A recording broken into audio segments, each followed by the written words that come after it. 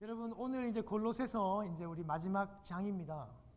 여러분, 그동안 제가 골로새서를 함께 우리 히브리서에 이어서 살펴보게 된 것은요, 예수 그리스도에 대해서 많이 이야기하고 또 많이 말씀하기 때문입니다. 여러분, 이 골로새서의 오늘 이 4장 마지막을 어떻게 결론 짓고 있는가? 오늘 읽어본 것처럼 사도 바울께서는 기도에 대해서 마지막으로 또 권면하고 강조하고 있습니다. 오늘 여러분 그 부분들을 힘들지만 이 휴가철에 한번 생각해보고 또 함께 또 묵상해 보기를 바랍니다. 여러분 사무엘 31장과 그리고 역대상 10장에 보면 사울 왕에 대한 이야기가 나옵니다. 여러분 그런데요, 성경은 그 사울 왕의 그 많은 업적과 여러 가지 일들에 대해서 크게 언급하지 않습니다. 성경은요, 사울 왕에 관한 업적을 그냥 몇 줄로 아주 단순하게 적어요. 죄인이다. 죄를 지었대요. 그러면서 뭐냐면 하나님을 찾지 않았다. 하나님을 찾지 않고 여호와께 묻지 않고 신접한 무당에게 갔다. 그게 죄라고 해요. 하나님을 찾지 않는 거, 하나님께 묻지 않고 엉뚱하게 무당에게 가서 구하는 그것이 죄라고, 그렇게 그의 일생을 그렇게 지적하고 얘기하고 있는 것을 볼 수 있습니다. 여러분 사울 왕이 하나님으로부터 기름 부음 받은 종이에요. 하나님께서 직접 택하시고 기름 붓고, 근데 마지막에 참 비참하게 죽죠. 자살합니다. 마지막에 여러분 그 길보아산 전투에서 보면요, 먼저 아들 3명이 죽습니다. 여러분 그 용감했던 그 요나단도 죽고 그 아들도 죽습니다. 그리고 자신도 활에 맞죠. 그러다 보니까 이제 포로가 되면 또 이방인들에게 아주 굴욕을 당하니까 옆에서 무기 든 자에게 자기를 죽여달라고 얘기합니다. 여러분 근데 어떻게 감히 왕을 죽일 수 있겠어요? 못한다고 얘기하니까 사울이 그 칼 위에 엎드려져 가지고 자살을 해버립니다.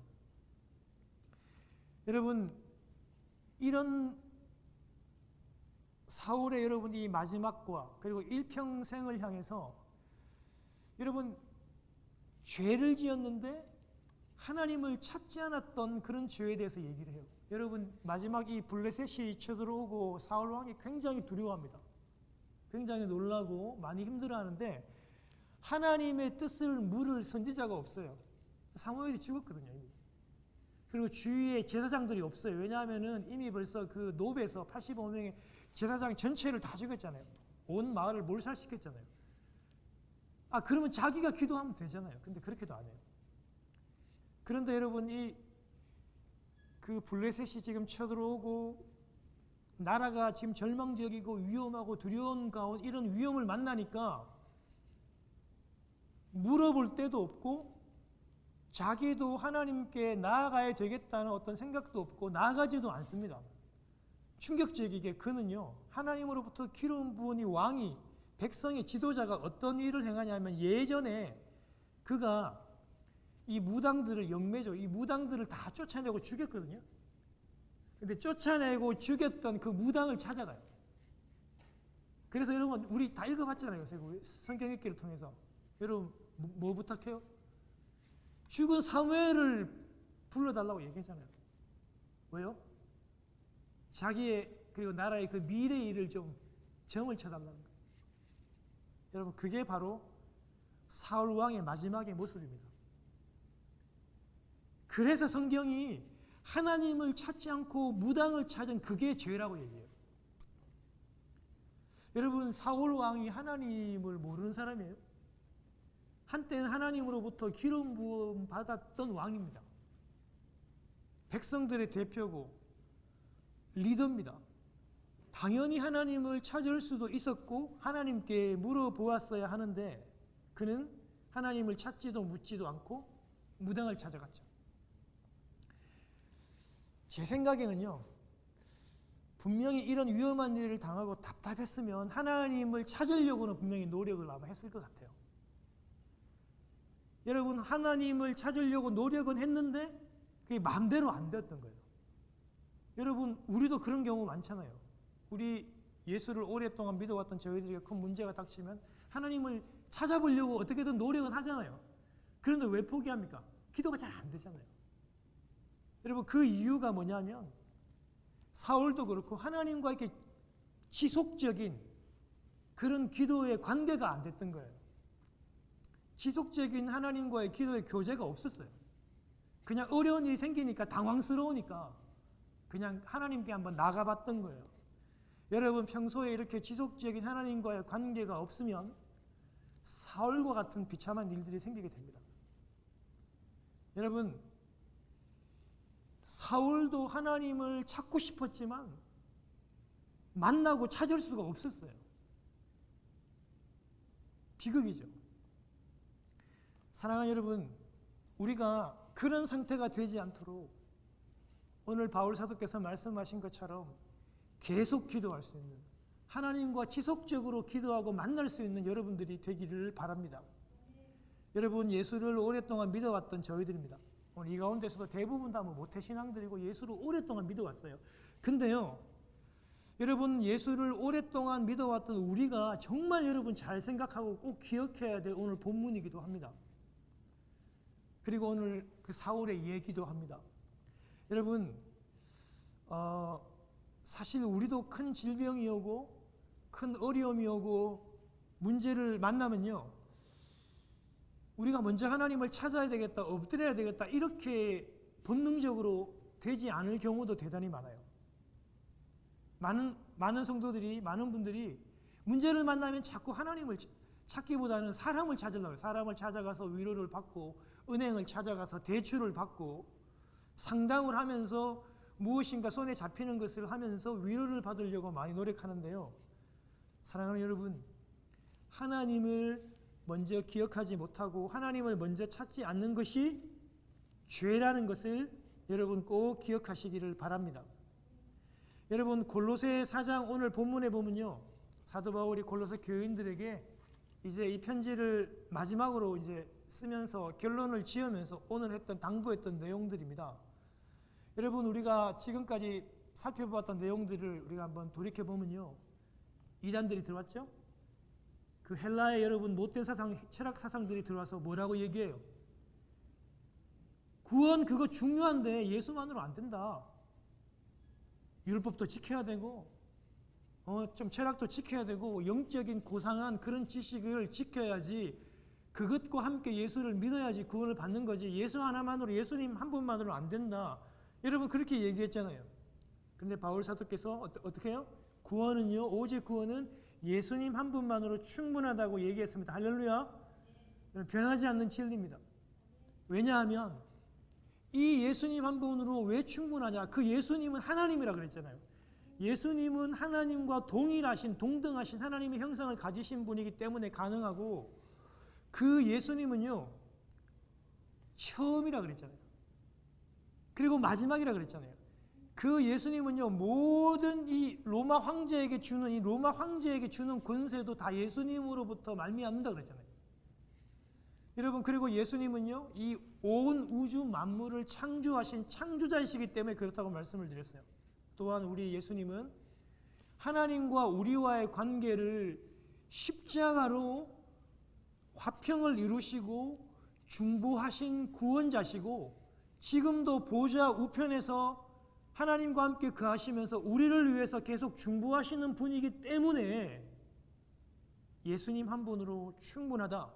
여러분, 예수님 안에 모든 지식과 모든 지혜가 완전히 있기 때문에 예수님 한 분으로 충분하다고 그렇게 강조하고 있습니다. 여러분, 그래서 어떻게 하라고 했어요?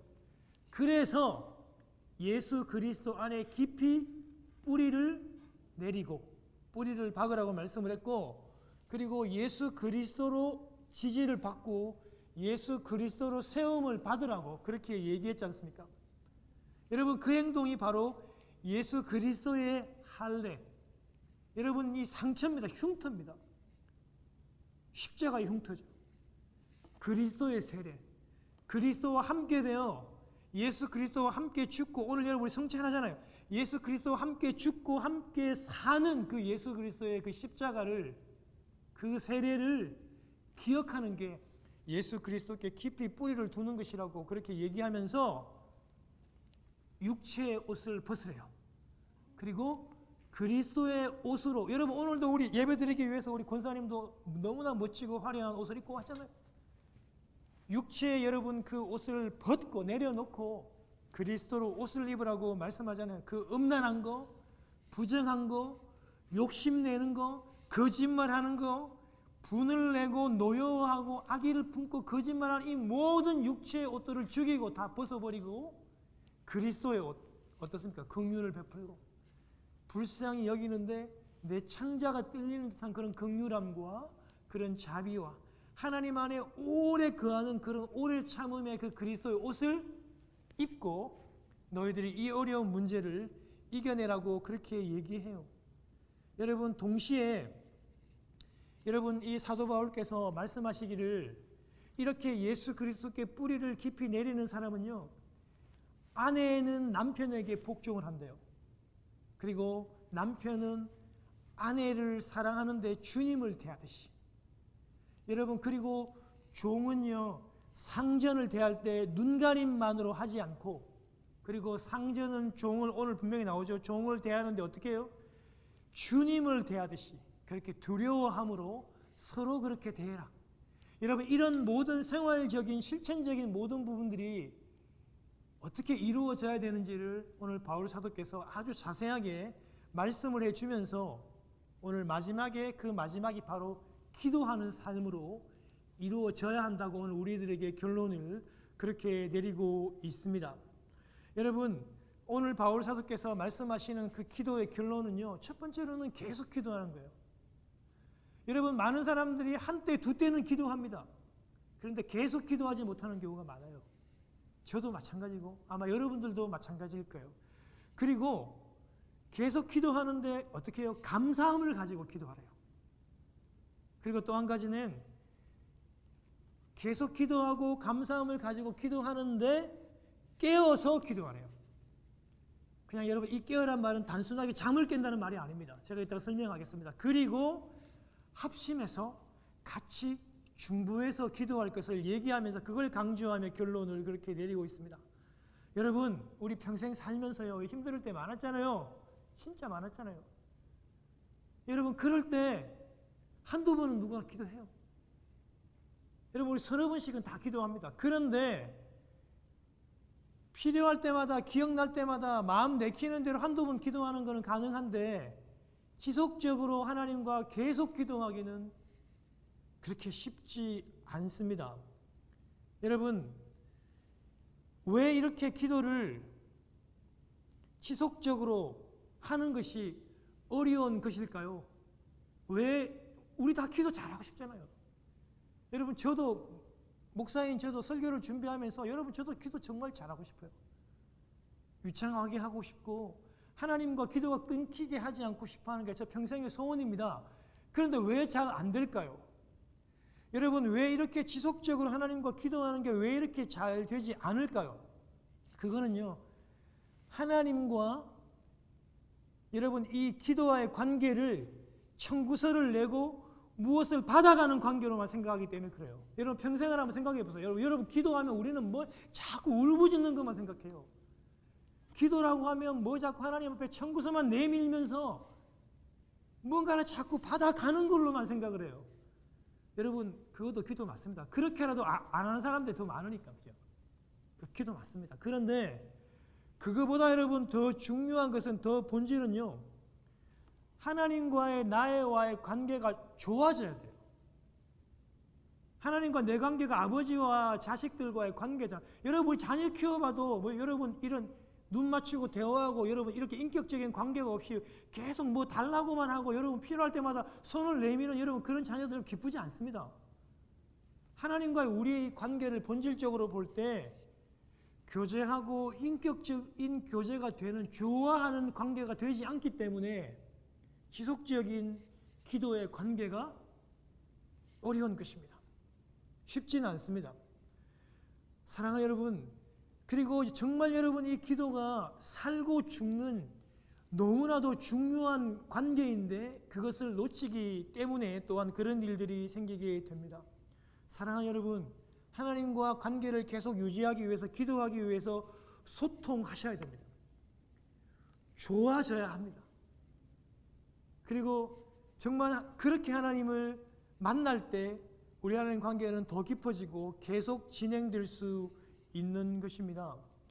하나님과의 기도가 계속되려면 청구서만 일방적으로 내미는 그런 관계를 뛰어넘어야 됩니다. 그 관계에 머물러서는 그 기도로는 아주 곤란합니다.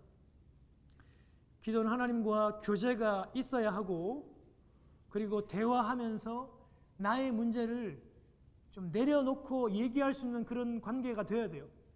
내가 하나님 앞에 내 문제를 상담을 받는 그런 관계가 되어야 되고, 때로는 내가 하나님과 함께 등산을 가거나, 내가 때로는 하나님과 함께 낚시를 가는 것도 가능하죠. 여러분, 우리 낚시를 하면서 고기를 잡는 그 많은 시간에 계속 하나님과 대화할 수 있잖아요. 정말 내가 이런 아주 사소한 문제들까지도 얘기하고 내려놓고 지도를 받고 구하는 이런 모든 삶이, 그런 자리를 초대하는 것이 여러분 기도입니다. 그런데 우리는요, 기도하면 여러분 한국에 기도 많이 하는 권사님만 떠올려요. 여러분 그런 분들 밤새 막 기도하잖아요. 하루에 5시간씩 막 기도하잖아요. 그것도 좋은 기도지만 그거보다 더 중요한 기도는 친밀하게 친해져야 돼요. 내 안에 예수님이 계시니까, 내 안에 하나님이 와 계시니까 그분한테 끊임없이 묻고 생활하고 아뢰고 함께하고 하는 이런 모든 것이 기도라는 것을 여러분 우리가 깨달아야 돼요. 기도라고 하니까 막 울부짖고 하나님 앞에 막 5시간씩 이렇게 막 우는 것만 생각하니까 우리가 부담이 되는 거예요. 여러분 삶 자체입니다. 여러분 놀이 자체입니다. 여러분이 숨쉬는 그 자체입니다. 여러분 이 원리를 깨닫지 못하면, 그 원리로 나아가지 않으면 기도를 계속할 수 없습니다. 여러분 사울도 잘하고 싶었다고요. 자기도 살고 백성들도 살리고 싶었다고요. 전쟁에서 이기고도 싶었다고요. 근데 왜 안 될까요? 지속적인 관계가 없었어요. 여러분 우리 가족 관계에서, 우리 자녀와의 관계에서, 우리 부부와의 관계에서, 친한 친구와의 관계에서도 역시 마찬가지잖아요. 매일같이 한 집에 살아도, 한 이불을 덮고 살아도, 여러분 우리 아내와 자녀들과 눈을 맞추고 여러분 기도하고 여러분 이렇게 대화하고 하지 않으면 여러분 쉽게 안 친해집니다. 여러분 잘 아시죠? 벌써 우리 자녀들을 저보다 더 키워보신 분들도 아마 잘 아실 거예요.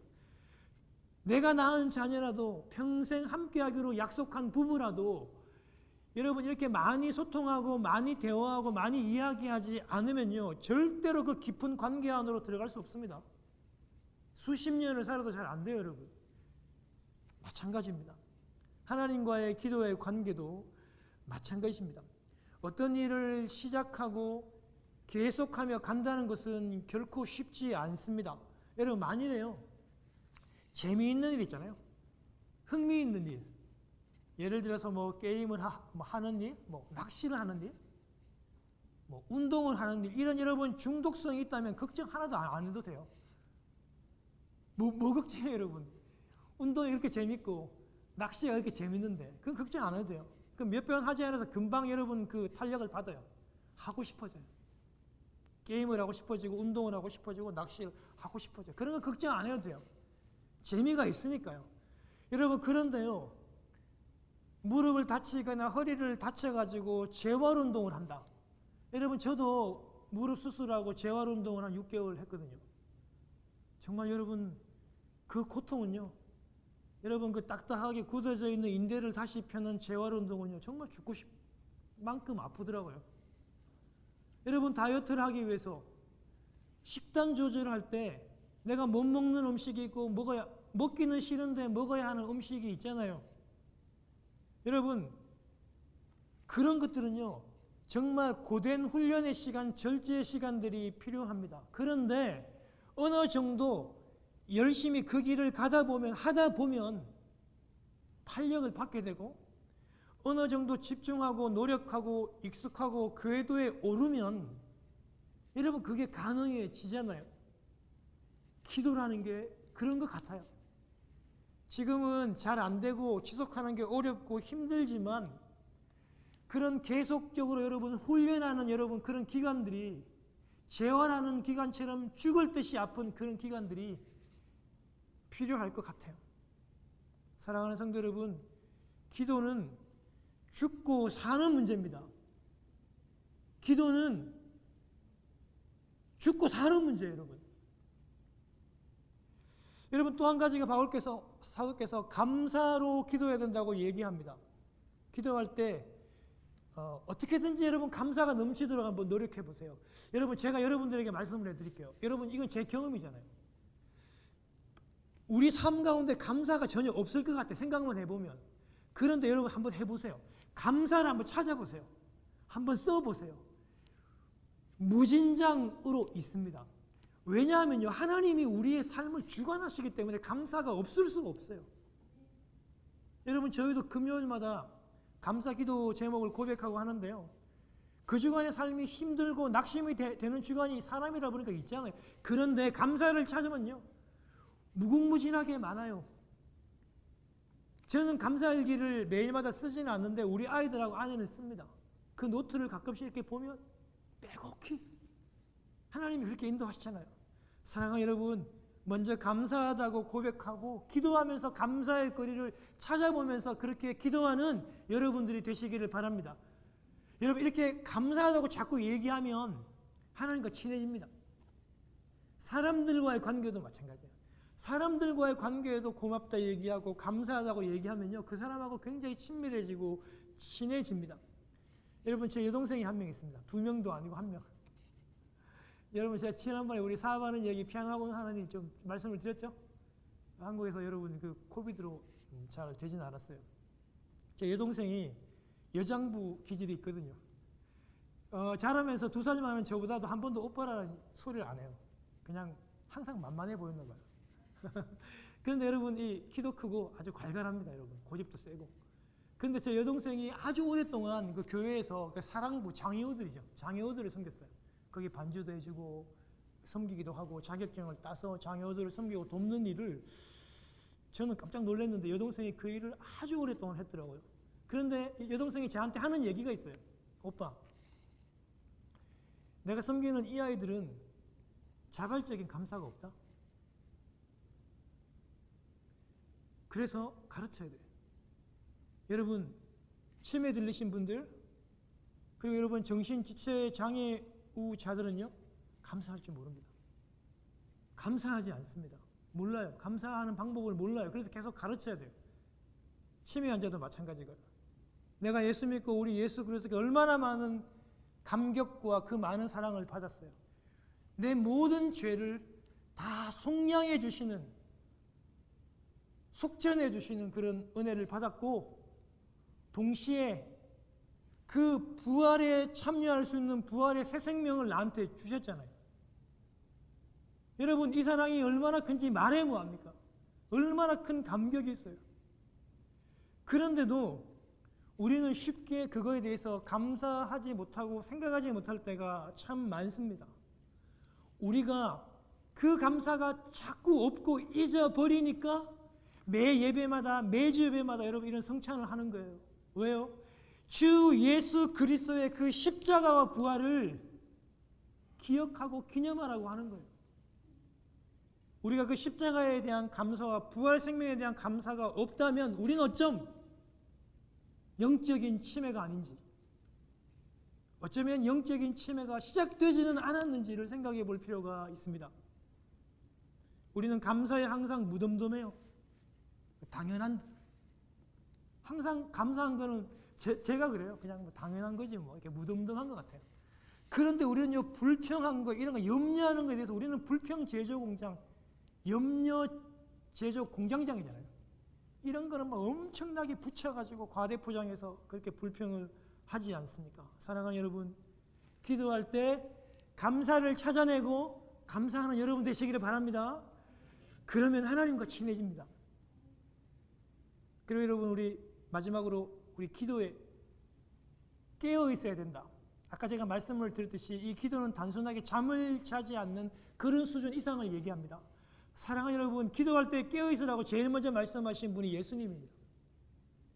예수님이 십자가를 지시기 전에 겟세마네에서 우리 주님께서 뭐라고 말씀하셨어요? 내가 너무 고통스러워 죽게 되었다. 내가 너무 힘들다. 여러분, 예수님이 십자가가 무서워서 그런 거 아닙니다. 영원히 예수 그리스도가 하나님 아버지와 늘 함께 하셨어요. 한 번도 분리되거나 떨어진 적이 없어요. 그런데 십자가에서 죽으심으로 처음으로 하나님 아버지와 함께 예수님이 떨어지시고 분리되십니다. 주님이 그걸 제일 무서워했어요. 두려워했어요. 내가 너무 무서워서 죽게 되었으니까 너희들이 나를 위해서 깨어서 기도해 달라. 사랑하는 여러분, 정말 예수님의 그 철없는 제자들의 능력이 예수 그리스도의 십자가에 하시는 그 사실을 보탬이 되기 때문에 예수님이 기도해 달라고 부탁했을까요? 제자들의 기도가 능력이 있으니까요. 여러분, 그런 차원은 아닙니다, 여러분. 함께 하자고. 같이 가자고. 너희들이 나의 십자가 여러분 이 사건들을 기억하라고 예수님이 제자들을 함께 동참시켜 주는 거예요. 여러분, 기도는 그런 거예요. 우리가 기도하면 주님과 함께 같이 갈 수 있고 함께 갈 수 있는 거예요. 예수님이 제자들에게 3번 얘기했어요. 깨어서 나를 위해 좀 기도해달라. 잠을 자지 않는 그 이상입니다. 여기서 여러분 깨어 기도하는 거는요, 주님과 함께 하는 거고 주님의 이 죽게 된 이 상황들을 이해하는 거예요. 이해함으로 주님의 그 어려운 상황들을 깨달음으로 나와 함께 가자고 하는 주님의 간절한 바람이었던 거예요. 주님이 얘기하시나요? 내가 고민해서 죽게 되었다. 1시간이라도 좀 나를 위해서 깨어 기도해달라. 그런데 제자들은요, 잠을 잤습니다. 여러분, 제자들이 잠을 잤다는 거는요, 그냥 피곤해서 잠이 들었다, 너무 피곤했다 이런 의미가 아니라 예수님의 그 지금 상황을 동감하지 못했어요. 이해하지를 못했어요. 그러니까 잠이 올 수밖에 없었던 것입니다. 예수님의 그 상황, 그 마음으로 가지를 못했던 거예요. 그러니까 잠을 자고 깨어있지 못하는 겁니다. 그래서 여러분, 기도를 계속하기 위해서는 예수님의 그 상황을 우리가 이해해야 하는 것이죠. 여러분, 만약에 내 자식이 그렇게 아프다. 우리 자식들 다 키우잖아요. 키워봤잖아요. 내 자식이 아파서 아빠 죽겠습니다. 그냥 아파서. 좀 저를 위해서 기도해 주세요. 그렇게 얘기하는데 여러분, 밤새 굴굴 자는 부모가 있을까요? 여러분, 이게 다 마음의 문제입니다. 사랑하는 성도 여러분, 바울이 여러분 지금 골로새 교회가 문제 있는 교회예요. 생긴 지도 얼마 안 된 교회입니다. 개척교회 같은 교회입니다. 그런데 사도 바울은 지금 전 세계를 여러분 초대교회 때 가장 위대한 사도거든요. 신앙도 출중하고 리더십도 있으며 학식도 뛰어난 이 사도 바울께서 오늘 여러분 이 골로새 교회에게 계속해서 기도 부탁을 하고 합심해서 중보 기도하자고 그렇게 얘기하고 있는데요. 여러분, 무엇을 위해서 기도해 달라고 얘기합니까? 내가 풀려나기를, 내가 목숨을 구하기를 기도해 달라 그렇게 얘기하지 않습니다. 어떻게 기도합니까? 전도의 문이 열리도록 기도합니다. 전도의 문이 열렸을 때 담대하게 그리스도의 비밀을 말할 수 있게 해달라고 그렇게 기도 부탁을 하고 있습니다.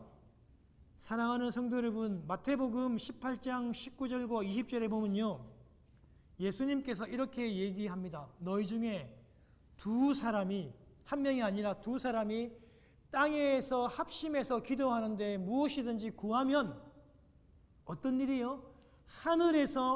하늘에 계신 내 아버지께서 저희를 위해서 이룰 것이다. 그렇게 얘기하면서 주님이 한 번 더 강조해요. 2-3사람이 모인 곳에, 기도하는 곳에 나도 그들 중에 있겠다라고 얘기합니다. 사랑하는 성도 여러분, 혼자 기도하시는 것도 너무 중요하지만 우리가 하나님의 나라를 위해서, 선교사님들을 위해서, 교회를 위해서 함께 기도하는 것도 우리가 엄청난 놀라운 일이라는 것을 여러분 꼭 기억하시기를 바랍니다. 사랑하는 성도 여러분, 오늘 사도 바울께서 이제 마지막 골로새 교인들에게 마지막으로 권면하는 것들을 여러분 꼭 기억하시면서 계속 기도하는 우리가 되었으면 좋겠습니다. 그리고 기도할 때 감사를 떠올리시며 감사하는 여러분들이 되었으면 좋겠습니다. 그리고 깨어서 그 주 예수 그리스도의 그 입장과 그 생각을 이해하며 동참하는 기도가 되었으면 좋겠습니다. 일평생 내가 하나님 앞에 기도할 때마다 청구서만 내밀고 하나님 내 자식 이거 되게 해주세요, 내 가족 이거 되게 해주세요, 내 남편 이거 되게 해주세요 라고 하는 청구서자의만의 기도가 아니라 이제는 우리가 바울이 골로새 교인들에게 말씀하고 얘기했던 그 기도의 본을 받는 여러분 되시기를 주님의 이름으로 축원합니다.